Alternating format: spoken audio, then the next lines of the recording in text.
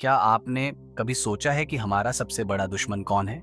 दुनिया नहीं, हालात नहीं, लोग भी नहीं, वो है हमारा खुद का बेकाबू मन। एक ऐसा मन जो कभी चैन नहीं लेता, जो कभी रुकता नहीं, कभी अतीत के पछतावे में उलझा रहता है, तो कभी भविष्य के डर में घुलता रहता है। और इस बेकाबू मन की वजह से हम न तो आज में जी पाते हैं, न शांति पाते हैं। पर क्या इस मन को वश में करना संभव है?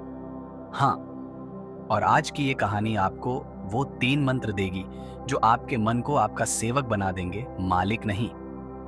रमेश एक साधारण इंसान, एक मध्यम वर्गीय परिवार में पला बढ़ा, जिंदगी की भागदौड़ में फंसा हुआ। उसकी नौकरी, घर के खर्च, बच्चों की पढ़ाई, समाज की अपेक्षाएं, हर चीज ने उसके मन को जकड़ रखा था। सुबह उठते ही मन चिंता करता, आज बॉस नाराज ना हो जाए।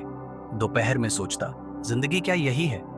और रात को बिस्तर पर पड़ते ही मन पूछता, क्या मैं कभी खुश रह पाऊंगा? एक दिन जिंदगी थम सी गई। उसकी मां का अचानक निधन हो गया। वो टूटा बिखरा, और तब पहली बार उसने महसूस किया कि असली तकलीफ बाहर नहीं, अंदर है। मन को संभालना सीखना होगा, नहीं तो ये उसे कहीं का नहीं छोड़ेगा। वहीं से शुरू हुई रमेश की आत्म अन्वेषण की यात्रा। पहला मंत्र, अब मैं जियूं। रमेश एक दिन एक साधु से मिला। साधु ने पूछा, क्या तुम कभी वर्तमान में जीते हो? रमेश बोला, हाँ। पर साधु मुस्कुराया, नहीं, तुम या तो अतीत के पछतावे में जीते हो या भविष्य की चिंता में। मन को कंट्रोल करने का पहला मंत्र है, अब मैं जियो। Be present, be here, be now. मन तभी भटकेगा जब आप उसे अतीत या भविष्य में भेजोगे, लेकिन जब आप इस क्षण में पूरी तरह डूब जाते हो, मन शांत हो जाता है। जैसे लहरें समुद्र के तल पर पहुंचकर शांत हो जाती हैं। रमेश ने अभ्यास शुरू किया, ध्यान, गहरी सांसें, हर काम को ध्यानपूर्वक करना। और धीरे धीरे उसने पाया उसकी बेचैनी कम हो रही है। फिर रमेश को मिला एक बुद्ध भिक्षु। उसने कहा, तुम सोचते हो कि विचारों पर तुम्हारा नियंत्रण नहीं है, पर सच ये है कि तुम ही उन्हें पकड़ते हो।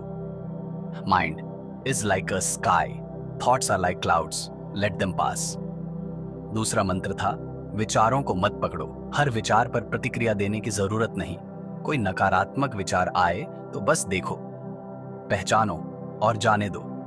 रमेश ने देखा, पहले जहां वो हर छोटी बात पर परेशान हो जाता था, अब वो शांत रहता। जैसे जैसे विचार आते वो उन्हें देखता और जाने देता, और उसका मन पहले से ज्यादा स्थिर हो गया। तीसरा मंत्र उसे एक किसान ने दिया। हाँ, एक किसान जो साधु नहीं था पर मन का मालिक था। उसने कहा, बैल को अगर हल में न जोतो तो वो खेत नहीं जोतेगा, बल्कि गांव में तबाही मचाएगा। मन भी वैसा ही है, इसे काम दो। Idle mind is devil's workshop. तीसरा मंत्र था, मन को खाली मत रहने दो, इसे दिशा दो, लक्ष्य दो। रमेश ने मन को उद्देश्य दिया, सुबह उठकर पढ़ाई करना, लेखन, सेवा, ध्यान, परिवार के साथ समय बिताना।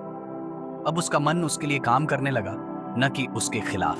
6 महीने बाद रमेश वही था, वही नौकरी, वही परिवार, वही दुनिया। लेकिन अब उसका मन बदला हुआ था। अब वो हर क्षण में था। अब वह विचारों को अपने ऊपर हावी नहीं होने देता था।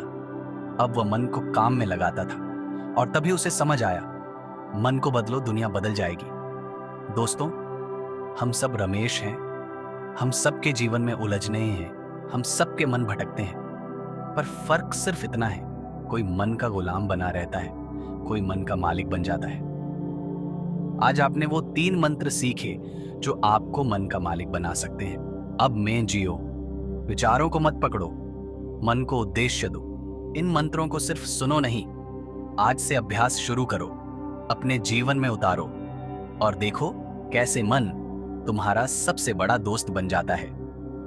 अगर आपको यह कहानी प्रेरणादायक लगी हो तो इंस्पिरेशनल स्टोरी 06 चैनल को जरूर सब्सक्राइब करें, क्योंकि यहाँ हम आपको सिर्फ सुनने के लिए कहानियां नहीं देते, हम आपके जीवन को बदलने वाले विचार देते हैं। मन पर जीत जीवन की असली शुरुआत है। खुद को समय दो, खुद को समझो और खुद को बदलो। मिलते हैं अगली कहानी में। तब तक के लिए मन को शांत करो और जीवन को प्रेम दो।